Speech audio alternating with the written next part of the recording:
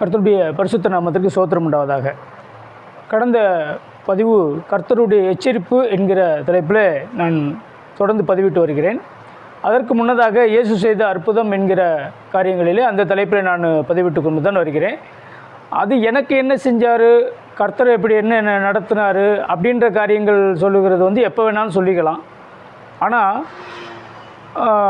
ரொம்ப துரிதமாக ஆத்மா ரட்சிப்புக்காகவும் ஆத்மாக்களை ஆதாயப்படுத்துகிறதுக்காகவும் என்ன முக்கியமோ அதை சொல்லணும்னு சொல்லி ஆண்டவர் சொன்னதுனால அந்த காரியங்களை நான் முதல்ல உங்களிடத்தில் சொல்ல விரும்புகிறேன். அந்த தேவனுடைய எச்சரிப்பு அப்படின்னு நான் சொல்ல விரும்புகிறேன். இதையே நம்ம சொல்கிறேன் அப்படின்னா, ஒரு 2002 நான் ரட்சிக்கப்பட்ட பின்பு அதுக்கப்புறம் ஊழிய அழைப்பு பெற்று நான் ஆண்டவருடைய ஊழியத்திற்கண்டு வந்த பொழுது அப்போ இருந்து தான் பைபிள்லாம் படிக்க ஆரம்பிக்கிறேன். கொஞ்சம் கொஞ்சமாக படிச்சுக்கிட்டு இருக்கும்போது ஆண்டவர் சொப்பனத்து மூலியமாக, தீர்க்கதரிசிகள் மூலியமாக, ஊழியக்காரர்கள் மூலியமாக, வசனங்கள் மூலியமாக ஆண்டவர் பேசிக்கொண்டே இருக்கிறார். ஒவ்வொரு காரியங்களையும் புதுசு புதுசாக பேசுவாங்க. அப்படி பேசிக்கொண்டு இருக்கிறதான காலகட்டத்தில் தான் சுனாமினா என்னன்னே தெரியாது. இந்திய தேசத்தில் சுனாமினா என்னன்னே தெரியாது, யாருக்கும் தெரியாது.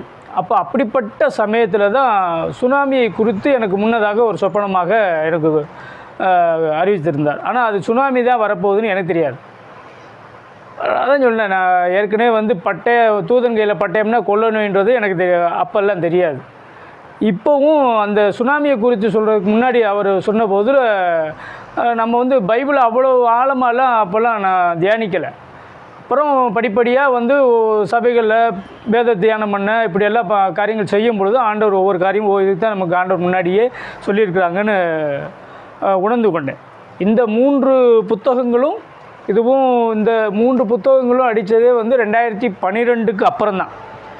எனக்கு அது எழுதி அதை புக்காக கொண்டு வர்றதுக்கே கிட்டத்தட்ட 1 வருஷம் 2 வருஷம் ஆயிடுச்சு. சரி, அதை விடுவோம்.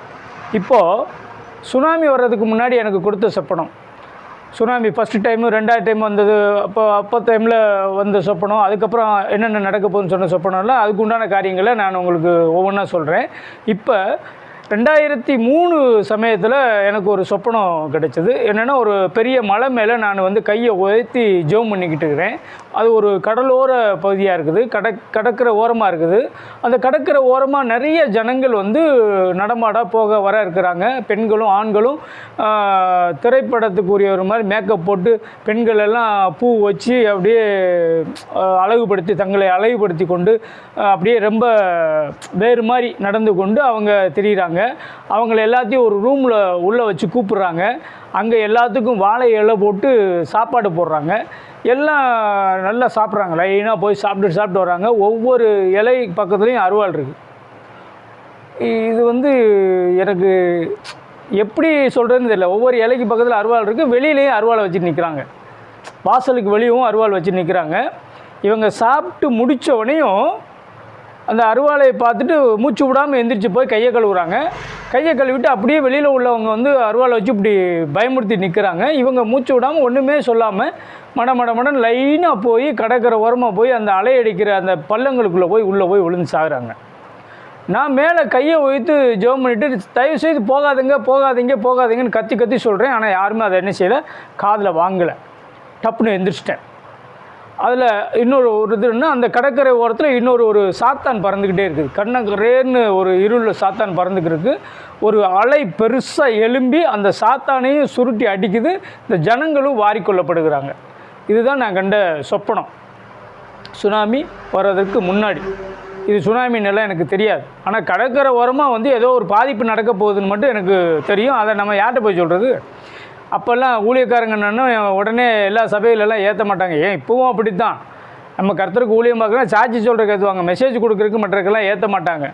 அதே மாதிரி ஒரு குறிப்பிட்ட காலங்கள் நம்ம இதை மனசில் வச்சுக்கிட்டு ஜெபம் பண்ணிக்கிட்டு இந்த மாதிரி சம்பவங்கள் நடக்கக்கூடாதபடி ஜெபம் பண்ணிக்கிட்டே தான் இருந்தேன் ஒழிய வேறு ஒன்றும் என்னால் பண்ண முடியல. அப்போது இந்த சுனாமி வந்த பிறகு தான் தெரியும், இப்படி அதுக்குடைய விளக்கம், அந்த கணவனுடைய விளக்கம் என்னென்னா, நிறைய மக்கள் விபச்சாரம் வேசித்தனம் மற்ற காரியங்கள்னால அவங்க இழுக்கப்பட்டு அந்த பாவத்துக்கு அடிமையாகி தான் மனம் போன போக்கில் அதை சாப்பிட்டு திருப்தி அடைந்து சாத்தானும் மற்ற அதற்குரிய நபர்களும் பயமுறுத்துகிறதான காரியங்களை கண்டு தானே தற்கொலை செய்து விழுந்து கொள்கிற மாதிரி தான் அதனுடைய விளக்கம் என்று ஆண்டவர் எனக்கு சொன்னார். அந்த தாரணை தற்கொலை செய்து கொள்வது ஒன்று தான். அதோடு சேர்ந்து தேவனுடைய நியாய தீர்ப்பு, அது அந்த அலை நிமித்தமாக சாத்தானுக்கும் நியாய தீர்ப்பு ஏற்பட்டு அந்த ஜனங்களுக்கும் நியாய தீர்ப்பு ஏற்பட்டு ஜனங்கள் கொல்லப்படுவார்கள்ன்றது அந்த வார்த்தை, அந்த சொப்பனத்தினுடைய விளக்கம். எனக்கு அந்த சமயத்தில் நான் செப்பனியா படிச்சுக்கிருக்கிறேன். செப்பனியா அந்த பழைய ஏற்பாட்டில் படிச்சுக்கிருக்கும் போதில் அதில் பார்த்திங்கன்னா ஏசாயா 34 1 முதல் 3, செப்பனியாவில் 1வது அதிகாரத்தில் 3வது வசனம், அப்புறம் 2, 3, 5 இந்த வசனங்கள், அப்புறம் எரேமியாவில் 47 2 முதல் 3 வரை உள்ள வசனங்களுக்கு படிக்கும் போதில் சொல்லப்பட்ட சம்பவங்கள் இதை குறித்ததாகவே இருக்கும்.